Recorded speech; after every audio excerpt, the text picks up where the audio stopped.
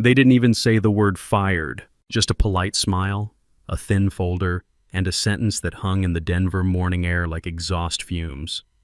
Your role no longer aligns with our operational trajectory. That's how I lost my job after 19 years of meticulous federal compliance oversight, 9 multi-million-dollar audits passed, and a regulatory framework so precise it once flagged a vendor discrepancy before the legal team even knew there was an issue. I wasn't flashy, never needed to be. I was the kind of man who arrived at 7 a.m. sharp, documented everything in methodical detail, and kept Biodyne Technologies compliant without requiring applause, which apparently made me obsolete, or so they thought. If you enjoy stories about corporate revenge and professional vindication, hit that like button and subscribe right now. Every day brings completely new stories, each one more gripping than the last. My name is Oliver Hartwell, 47 years old, Chief Compliance Officer at Biodyne Technologies for the past 19 years. I built their entire regulatory framework from the ground up, and this is the story of how they tried to erase me, and how I made sure they'd never forget. I had just finished reviewing a supplier's biotechnology certification matrix when the voice crackled through the company-wide live stream. "Good morning, Biodyne," the CEO beamed. "Let's welcome Veronica Nash, our new Chief Operating Officer." I didn't look up immediately. My fingers hovered over the keyboard as a slightly delayed video feed flickered onto my second monitor. There she was, mid-30s, all confident posture and practiced gestures with a blazer that probably came with a subscription to Harvard Business Review. Her tone was crisp, her pace relentless. "I'm here to bring operational excellence," Veronica said, moving like someone who'd memorized every TED Talk on leadership. "To streamline what's working and eliminate what's outdated." That pause, that calculated smile. I kept my expression neutral, but my hand tensed slightly over the trackpad. I clicked save on the internal licensing log, a multi-tab spreadsheet I had maintained and updated for 12 years, and quietly renamed it Denver Fishing Reports Archive. Then I zipped it, encrypted it, and copied it to a secure external drive in my desk drawer. On-screen, Veronica continued with the fluid confidence of someone who'd delivered this speech before. "It's not about cutting," she said with a laugh that didn't reach her eyes. "It's about focusing, realignment, recognizing which roles drive today's momentum and which represent legacy overhead."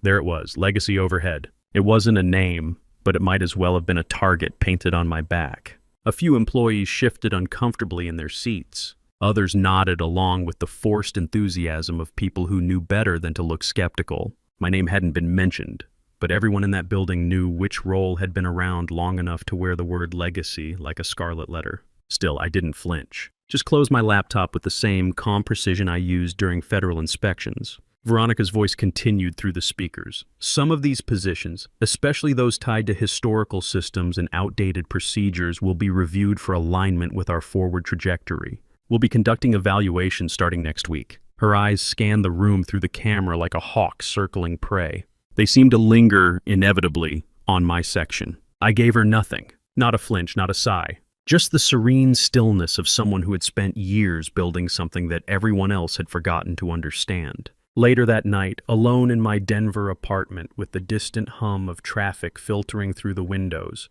I watched the company Slack light up with emoji reactions to Veronica's presentation. I didn't reply. I just inserted the encrypted USB into my desk drawer, pushed it closed, and said quietly to no one in particular, well, that was predictable. Monday morning arrived with the reliability of mountain sunrise. I stepped into the Biodyne offices at 7:15 a.m., same as I had for the past 19 years. I liked the quiet before the chaos, the hum of idle workstations, the low whistle of HVAC systems cycling on, the clean slate of a day not yet complicated by personalities. But that morning felt different. The energy had shifted, too many eager voices echoing from the break room. I didn't need to turn my head to know Veronica was holding court again, probably sliding into another impromptu strategy session. Settling into my chair, I opened my laptop. A security prompt appeared immediately. Strange, my credentials usually sailed through without issue. I entered my password again. Another prompt, insufficient access rights. Please contact your system administrator. That was odd. I was the system administrator, at least for every compliance-related dashboard Biodyne used. I clicked into the License Tracker Pro system, the one I'd coded myself back in 2019. Same error. Then the audit log viewer. Blocked. My pulse didn't spike, but something tightened in my chest. I tried again. Still nothing. I glanced at the corner of my screen. The Biodyne logo had changed slightly, sleeker, new color palette. The dashboard interface wasn't mine anymore. It wasn't even built on my framework. Someone had overwritten my entire system architecture. I stood up and walked down the hall to the IT cubicles. Shane, the lead technician, a kid who still called me Mister. Hartwell, despite 3 years of working together, looked up with visible anxiety. Shane, did the company roll out a new compliance suite over the weekend? The kid hesitated. We just installed a patch. Veronica's team requested it. They said the old system was legacy, and that access would be reassigned. I thought you were looped in. I wasn't, I said, my tone flat as Denver pavement. Who manages permissions now? Shane shifted uncomfortably. I think it's routed through HR. I walked straight back to my office and called Human Resources. After 3 transfers, someone finally picked up. Hi, this is Andrea with HR, came a young, practiced voice. How can I help you? My system access has been revoked without notification. What's going on? Andrea paused, the kind of pause that meant she was reading from a script. That's part of our new operational structure. Some access levels are under review during departmental realignment. Please direct any system-related concerns to your direct supervisor. You're telling me I lost access to federal compliance dashboards without documentation or internal notice? I'm just relaying the update, Andrea said, her voice a fraction colder. I ended the call, set the receiver down slowly, and stared at my blank desktop screen. It didn't feel like oversight. It felt surgical. I'd spent years building this infrastructure, linking expiration protocols, federal audit pathways, embedded tracking fields, and now I was being cut out of it like I'd never existed. I opened a secure browser and logged into the National Licensing Portal using my personal biometric token. I navigated to the authority chain page, where every company license that touched federal regulation was listed. One by one, I verified the records. FDA, Device Compliance Bundle, authorized. Oliver Hartwell Health Tech Certification Authority, authorized. Oliver Hartwell Biosecurity Handling Clearance, authorized. Oliver Hartwell. They hadn't transferred anything. All 47 active licenses were still under my name. I leaned back in my chair. Every shipment, every regulatory audit, every data pathway, all of it still tied to me. That's when I opened my personnel contract. I hadn't looked at it in years. I scrolled past the boilerplate benefits and arbitration clauses until I hit Section 12C. I had written it myself 8 years ago when Biodyne first entered regulated biotechnology territory. Back then it was a defensive clause. Now it was a loaded weapon. Section 12C, in the event of involuntary termination, any certifications, clearances, or licenses sponsored by the company and held by the employee shall be considered void, and the employee may initiate formal revocation with governing entities within federal compliance guidelines. It was airtight. I didn't need permission. I had the legal right to rescind the very authority Biodyne depended on, and from the look of it, they had no idea. I saved a PDF copy, highlighted Section 12C, and uploaded it to a private encrypted folder labeled Contingency Protocol, Initiate if Terminated. Outside my office window, Veronica was mid-presentation again, gesturing enthusiastically to a group of junior analysts. They laughed at something I couldn't hear. Probably another joke about streamlining outdated systems. I stirred my coffee. The bitterness felt appropriate. She thinks I'm just background noise, I thought.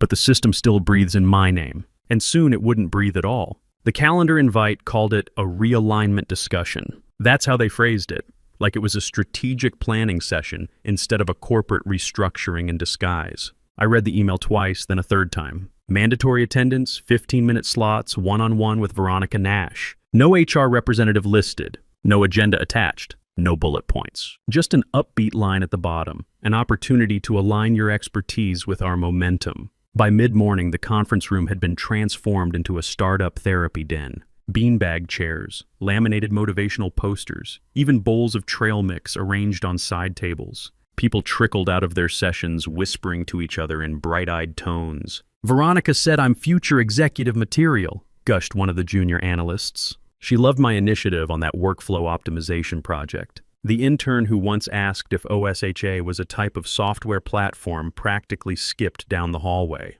I watched from my desk, unmoved. I checked the schedule posted outside the meeting room. My name wasn't listed. I scrolled through my inbox, nothing more than the generic invite. Odd, everyone else had personal time slots. I tapped the shoulder of Quinn, a junior compliance analyst. Was I left off the schedule? Oh, Quinn said, looking uncomfortable. Veronica said you could just drop in. You didn't need a set time. Something about being a special case. Special case. Right. I waited until just after 2:40 p.m. when the hallway buzz had dimmed and the room had cleared. I stepped inside.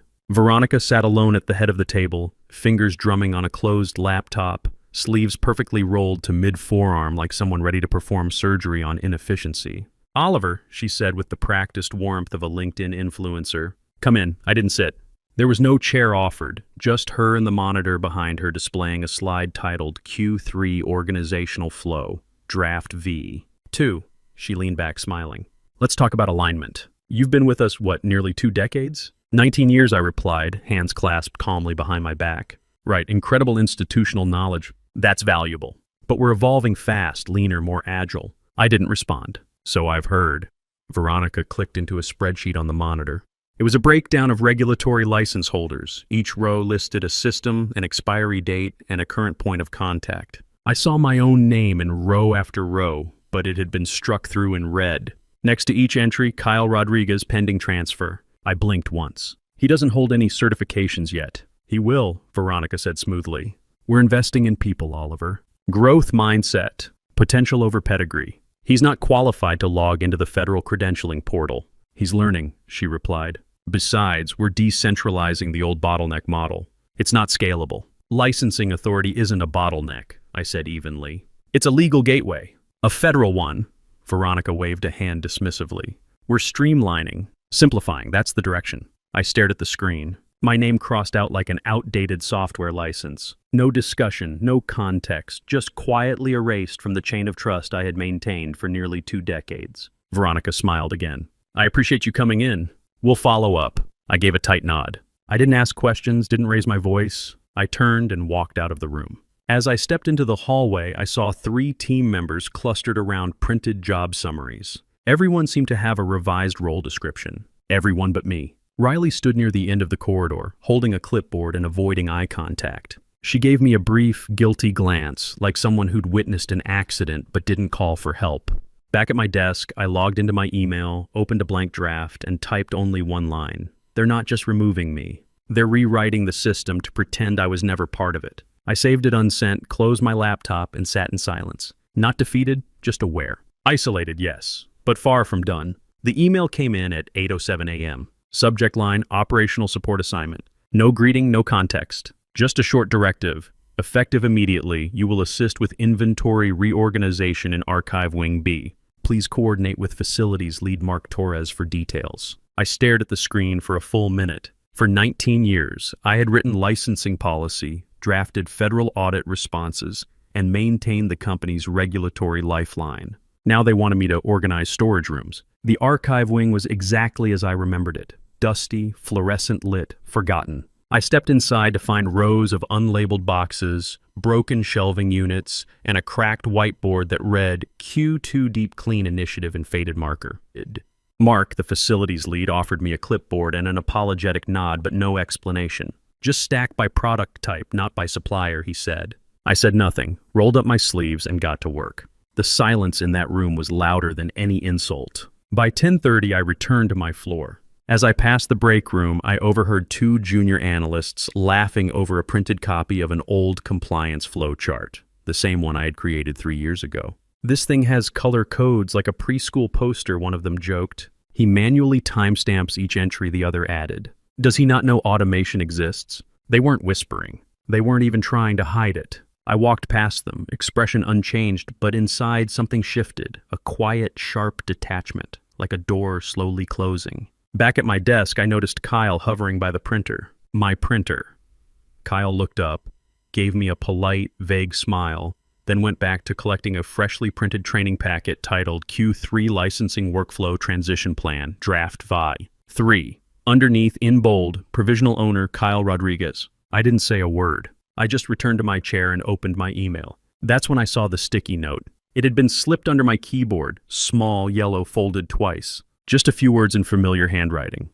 Riley, they're planning to remove your name from all systems this week. Veronica's pushing it through Friday. HR's prepping paperwork. Watch your back. My jaw tightened. I reread it once, twice, then tucked it quietly into my coat pocket. I opened the internal regulatory dashboard, still locked, but accessed the public registry interface from my private terminal. My name was still listed as primary license holder on all 47 certifications. Still valid, still active. Still the spine of the entire operation, but not for long. At 12:42 p.m., my phone pinged with a Slack notification. Q3 delegation plan. Comments requested. Inside, I found my name again, struck through in red, replaced by Kyle Rodriguez, pending credential update. That was it, the moment my silence ended. I stood, walked calmly to the small kitchenette, poured myself half a cup of stale coffee, and stared out the narrow office window. Below, Denver kept moving. Delivery trucks, pedestrians, people with clear purposes. I returned to my desk, opened my encrypted folder labeled Contingency Protocol, and highlighted one document. Contract_Oliver_Hartwell. PDF. Scrolling to the bottom, I reread Section 12C, the clause I had drafted, reviewed, and fought to insert back when Biodyne first entered the biotech space. The clause that allowed a terminated employee to rescind all company-sponsored certifications held in their name. But what I didn't know was that my quiet act of defiance was about to trigger something far bigger than I imagined. I clicked print. The printer behind me hummed to life. Then I picked up my phone and searched my contacts. Found the notary office I had used twice before, once during an FDA expansion, once during a high-risk vendor audit. Notary Public, Monroe and 8th. How can I help you? I need to notarize a federal licensing revocation, I said. My voice was calm, precise. We can do that. Tomorrow morning work for you? 10 o'clock? Booked. I ended the call, closed the file, and locked the printed document in my desk drawer. Then I grabbed a blank sticky note and wrote 5 words in neat block letters. They think I won't move. I pressed it to the underside of my monitor, out of view. Soon the whole building would feel the earthquake. I sat alone in my glass-walled office, the Denver skyline still wrapped in morning mist. My fingers hovered above the keyboard, then gently touched the printed form before me. Form 44 VLR, Voluntary License Relinquishment. Biodyne's legal department had sent it 3 days ago, and for 3 days I had studied every line like it was a battlefield map. At the bottom of the page, my signature had already been inked, notarized, valid, but not submitted. That was the difference. On the surface, it looked like a resignation, a quiet withdrawal.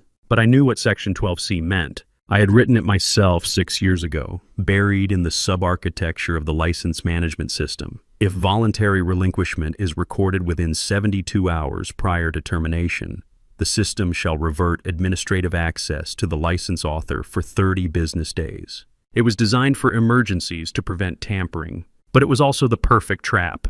My office phone buzzed. HR has scheduled a meeting for 11 a.m. in conference room C, the assistant said flatly. No pretext, no apologies. Just the next move on their part. I closed the file on my screen, stood up, and placed the signed form into a thin leather portfolio.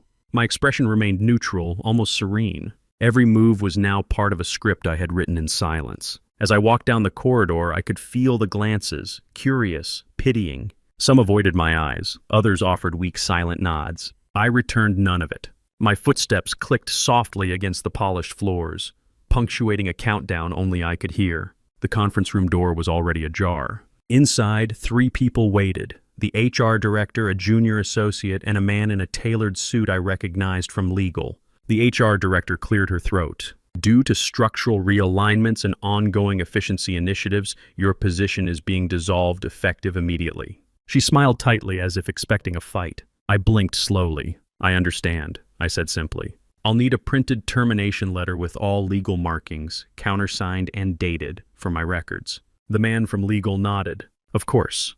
We'll have that prepared within the hour. I opened my portfolio and slid the Form 44 VLR across the table. If it helps, I said, here's my voluntary relinquishment form. Signed and notarized. The HR associate took it quickly, almost eagerly. They believed I was conceding. They believed they'd won. But the submission process wasn't manual. The system had already registered my signature timestamp when I uploaded the document for notarization the previous evening. That action alone had triggered the 12C clause. By the time HR summoned me, the automated process had already begun, quietly redirecting root authority to my backup account. Hartwell_admin_layer. No one noticed. No one questioned the timing. I stood, nodded once, and walked out. I didn't look back. At the reception desk, I laid my badge on the countertop, pausing briefly. The badge reader blinked red, then green. That was the last handshake the system would allow from my original identity. As I boarded the elevator, a former colleague slipped in beside me.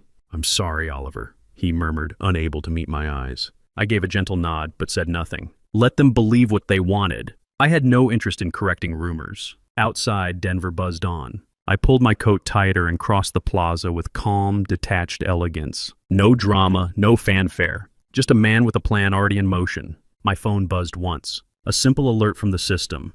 Admin override activated. I slipped the phone back into my coat pocket, my lips forming the faintest smile. Back in the server room, deep within the core architecture, a silent shift had taken place. The dashboard that once listed me as former license manager now labeled a new operator, admin layer O. Hartwell, 30 business days of sole control. That's what they had gifted me by trying to cut me out. They thought they'd removed me from power, but all they did was pull the trigger I'd left waiting, and it had already fired. At 7:13 p.m., the submission was logged. I didn't stare at this confirmation email when it arrived. I read it once, quietly, with the same expression I'd used to read a weather forecast. The subject line was sterile. License revocation request accepted. File number 44 VLR 2024-10.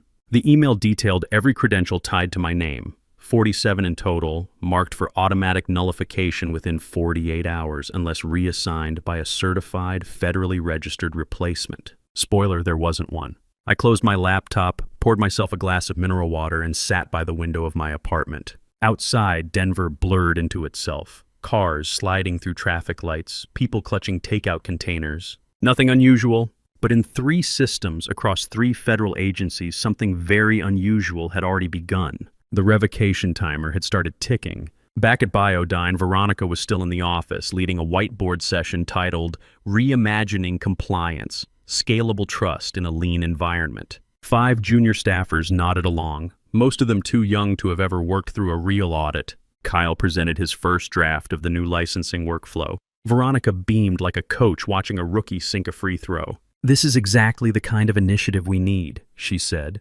gesturing toward a flowchart Kyle had drawn in bright teal. Initiate, delegate, report, validate, certify. No one asked who had the legal authority to perform the last step. Meanwhile, I reopened my encrypted folder. Inside, I kept a private tracker, just a simple Excel sheet titled Countdown Dashboard with 3 columns, license ID, status, revocation timer. I scrolled through the list. Every license now read pending nullification. Countdown clocks beside each one were already ticking in real time. The shortest read 47/18/39, the longest read 48 hours. The system I'd built 6 years ago was now undoing itself. Efficient, precise, and completely by the book. I didn't smile. I didn't need to. Control didn't always look loud. At 8:50 p.m., a ping came through Slack, a message from Riley, along with a screenshot. It was from Veronica's private channel with the legal team. Should we prep license reassignment docs for FDA-facing clients, or will the portal auto-update once Oliver is out? Response, unsure. Can check with IT tomorrow.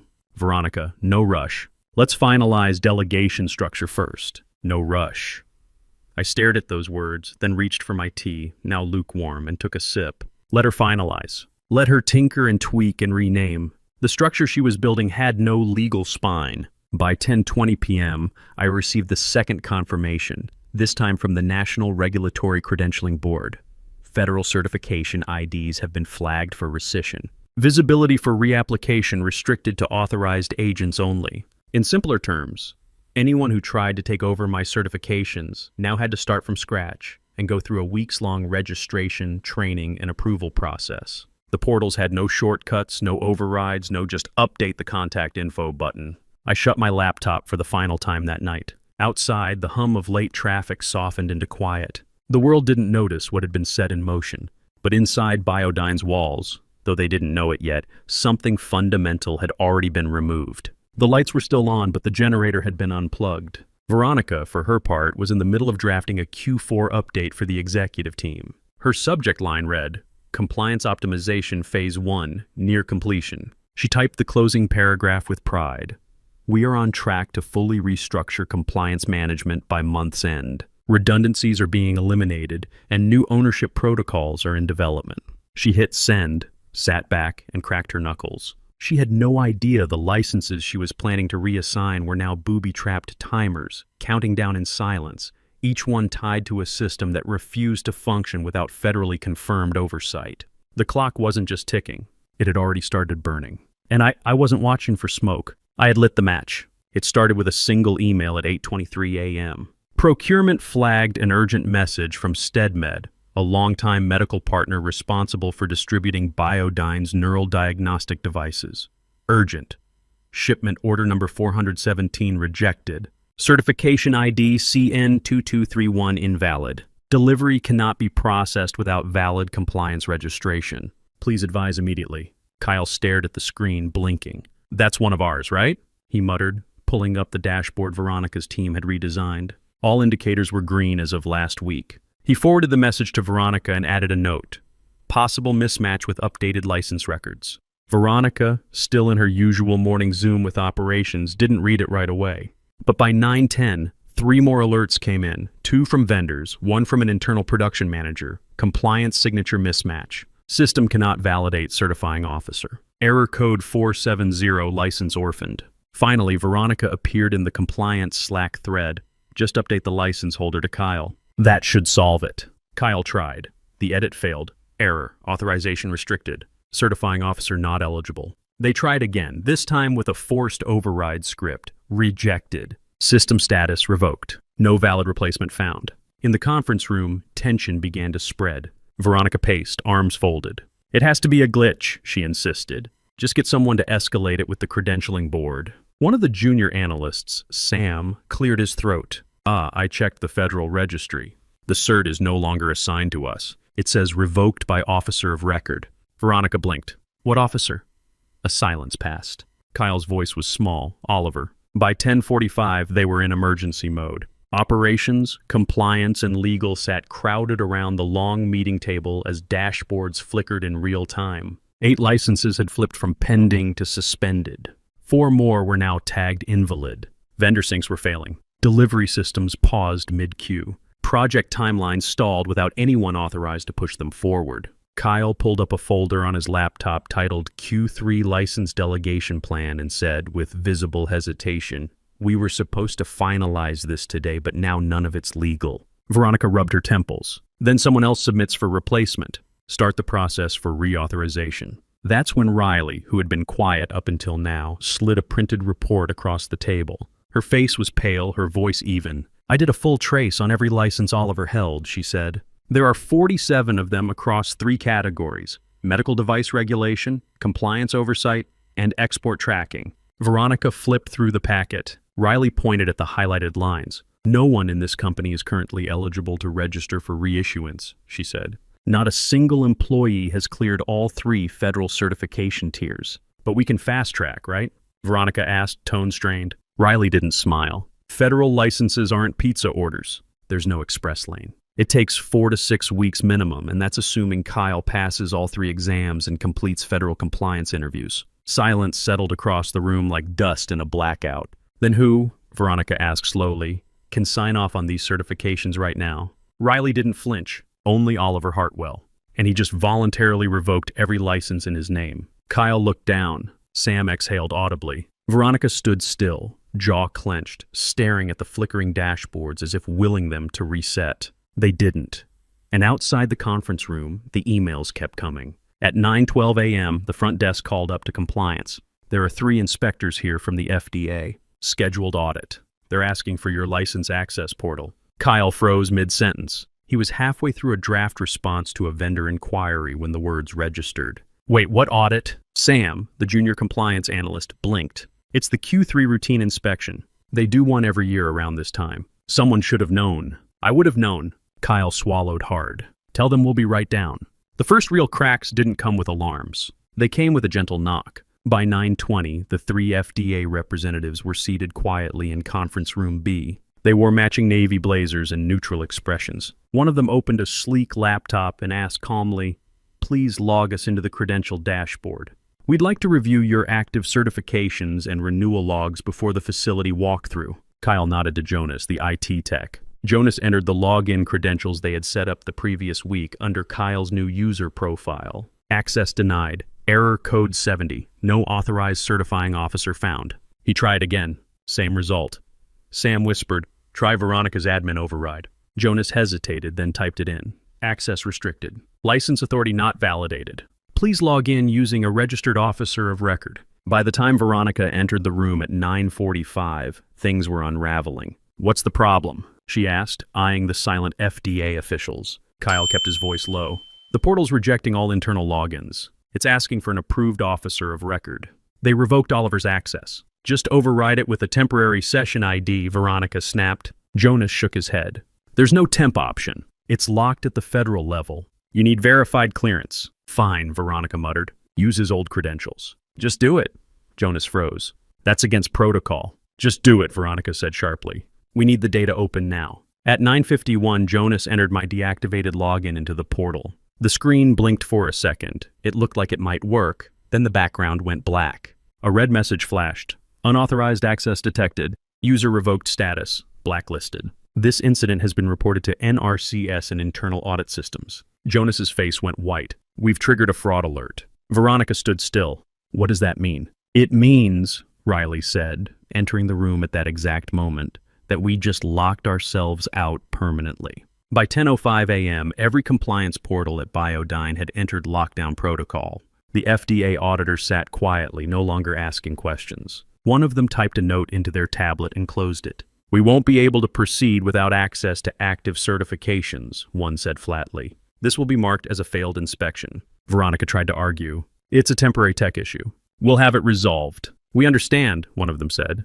"You'll receive the report within 48 hours. Please coordinate any appeals with our enforcement division." They stood, shook no hands, and walked out. Back upstairs, Veronica's inbox pinged. Subject: compliance breach notification from internal audit. Attempted access to revoked credentials has been flagged. You are required to submit a written incident explanation by 2 p.m. today. Legal review is pending. She closed the email without replying. The room around her felt thinner now, like the oxygen had been turned down. Kyle sat motionless, staring at the screen. Riley quietly handed him a printed sheet, a checklist I used to run before every audit. On the bottom, in small blue ink, was my handwriting: "Never improvise with federal systems. They remember everything." Veronica didn't say a word. She walked into her office, closed the door, and turned off the lights. No alarms rang, no dramatic shouting. But the building knew. The system had snapped shut. Callum Sterling returned to the office like a man stepping into applause. Tan from 3 weeks in Aspen and dressed in a crisp navy polo, he strolled through the front atrium of Biodyne at 8:37 a.m. with the casual confidence of someone who believed the empire had run smoothly without him. He finger-gunned the front desk, winked at a receptionist, and made a comment about finally upgrading the coffee machine. No one laughed. A junior assistant offered a tight smile and handed him a sealed folder. "Legal said to give you this first." Callum raised an eyebrow. "Is this about the audit?" He didn't wait for an answer. Upstairs, the silence was immediate. The kind of quiet that doesn't belong in offices. No clicking keyboards, no hallway chatter, no buzz of meetings in motion. Just stillness. Callum stepped into the executive suite and glanced around. Veronica's office door was open but empty. Kyle stood at the copier, unmoving, a report hanging limply in his hand. Legal's door was closed. Compliance was dark. He walked into the conference room and dropped the folder onto the table. "Get me every department head. Now." By 9:02, the table was full. Operations, compliance, legal, IT, logistics, all looking like they hadn't slept since Friday. Riley sat at the far end, quiet. Veronica took the seat next to her, bags under her eyes, jaw set too tight. Callum didn't sit. He connected his tablet to the screen behind him and opened the internal license dashboard. It took 3 seconds to load, then turned blood red. System status: regulatory failure. Active licenses 0. Certifying officer of record Oliver Hartwell. Status revoked. No replacement registered. Callum scanned the room. "Is this a test system?" No one answered. He looked at Veronica. "What the hell am I looking at?" Veronica cleared her throat. "There was a restructuring. Oliver was reassigned and later exited. We intended to delegate his licenses, but the portal rejected our entries. There's been some complication." Callum's voice dropped. "You removed the only person tied to our federal compliance authority, with no backup." "We assumed the role could be reassigned," Veronica said weakly. "You assumed," Legal chimed in, voice low. "We received confirmation over the weekend that all 47 licenses were revoked. The federal database now requires full recertification from a qualified individual. Callum turned back to the screen. Every module he clicked, device compliance, export validation, manufacturing inspection, flashed the same red alert. Access blocked. Officer revoked. No valid replacement. He closed his eyes briefly. The audit? Failed, Riley finally spoke. The FDA marked it as incomplete due to credential denial. Callum looked at her. Why didn't anyone stop this? Riley hesitated. He tried. Oliver flagged the risk 2 months ago. It was dismissed. Callum said nothing, just reached for the printed HR file on the table. He flipped until he found my exit paperwork, scanned it, then stopped at the highlighted section. Section 12. C. In the event of involuntary termination, all company-sponsored licenses held by the employee shall be nullified within 48 hours unless properly reassigned under federal protocols. Callum stared at the words as if they were written in a language he once knew but forgot. His empire wasn't burning. It had been hollowed out, and now everyone could see the hole. On the screen behind him, my name remained in bold. Hartwell Oliver. Status revoked. No replacement found. The dashboard pulsed red in silence. I let the phone ring just long enough to make him sweat. I recognized the number. It was Graham Niles, Director of Operations. Once an arrogant gatekeeper who dismissed my protocols as overly cautious, now reduced to cold calling the one person they all thought they'd outgrown. I answered with the calm clarity of someone who'd already buried the past. This is Oliver. On the other end, Graham hesitated. I could almost hear him swallowing his pride like broken glass. Oliver, it's Graham. Listen, we've run into a situation. The silence on my end said everything. Graham stumbled forward, filling it. Look, we know things ended badly, but we're asking for your help. We need you. I didn't flinch. Just sipped my coffee. Outside, the breeze caught the corner of my curtain, lifting it like a white flag. Graham continued, We got it wrong. You were right. Everyone knows that now. We need someone who can reauthorize the licenses. We're stalled, Oliver. We're bleeding. I let the weight of his words hang. Once, Graham's voice had been loud in every boardroom, dismissing my expertise with smiles that never reached his eyes. Now it trembled like an old apology. I considered responding with anger, with triumph, with some closing line that would make Graham hurt the way they made me feel for months. But instead my voice came soft, even, That's a nice offer. And then I hung up. No threats, no insults. Just a full stop. Back in the boardroom, Graham stared at his phone as if it had betrayed him. Callum, the CEO, looked up from his laptop. Did he agree? Graham didn't answer right away. He shook his head.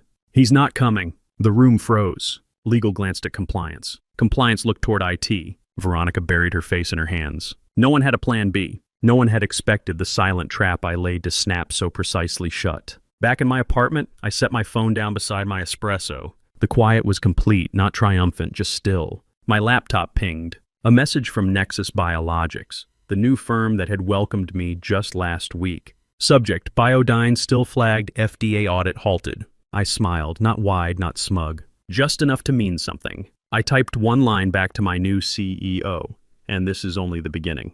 Outside traffic rolled on. Life moved, and I didn't need revenge. I was already on the next chapter. I tapped the final key, then sat back in my chair, exhaling softly. On my screen, the update appeared in crisp black font. Director of Compliance, Nexus Biologics. I didn't add a caption, no announcement, no curated farewell post. Just a simple update to my LinkedIn profile. One sentence, one line of black ink. That was all it took. The moment it went live, my notifications began to blink. Not with likes or comments, but with private messages. Quiet ones, curious ones, respectful ones. Within an hour, 2 major clients of Biodyne posted public statements on their corporate pages. The first came from MedTech Solutions, the second from Precision Instruments. Both cited the same reason for their departure: commitment to certification continuity and long-term regulatory excellence. Neither mentioned Biodyne by name, but both tagged Nexus Biologics. I didn't smile. I simply closed the laptop and turned toward the window. The city stretched beneath me, sun glinting off rooftops, glass catching the last gold of afternoon. In my hand, a half-finished cup of tea. On my lap, a novel I hadn't touched in months. For the first time in weeks, I read more than 2 pages. Then came a vibration. My phone, face down on the table, buzzed once. A message from Riley, "You'll want to see this." Attached was a screenshot from a private Slack channel inside Biodyne, one I had once managed. It was Veronica Nash, the company's COO. Her message was plain, typed at exactly 3:16 p.m. Is there any way to restore Oliver's license privileges temporarily? 8 people had seen it. No one replied. Riley hadn't written anything else. She didn't need to. The silence in that screenshot said everything. I read the message twice, then once more. My tea had gone cold. I set the cup down. I felt satisfied. Not vindictive, just satisfied. I typed a reply to Riley. Inevitable. Thank you. Then I turned off my phone. Outside, the light was beginning to shift, soft, pink-hued, gentle. I stood, stretched, and walked across the room to my small kitchen. The kettle clicked on. I didn't check emails, didn't refresh any feeds, didn't measure my worth by pings or notifications. I had built my own boundary. Now I had crossed into something firmer, quieter, mine.